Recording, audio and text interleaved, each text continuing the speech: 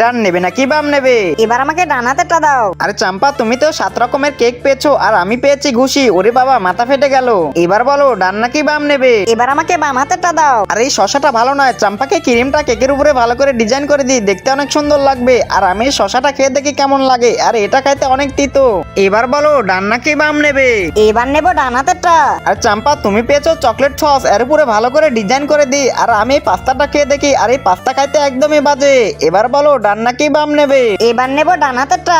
আরে লেবুটা ভালো না, চাম্পাকে এই তরমুজ ক্যান্ডিটা দিয়ে দিই, তাহলে অনেক সুন্দর লাগবে কেকটি দেখতে। আরে আমি 2টা তরমুজ ক্যান্ডি পেয়েছি, কেকের উপরে সাজিয়ে দিই, দেখতে অনেক সুন্দর লাগবে। আরে চাম্পা, এই লেবু খাইতে একদমই বাজে। তুমি এবার বলো ডান নাকি বাম নেবে? এবার আমাকে বাম হাতেরটা দাও। কমরটি ভালো নয়, চাম্পাকে এই কোল্ড ড্রিঙ্কসটা দিয়ে দিই, তাহলে খেতে অনেক মজা লাগবে। কোল্ড ড্রিঙ্কস পেয়েছি, মজা করে খাবো, খেয়ে দেখি।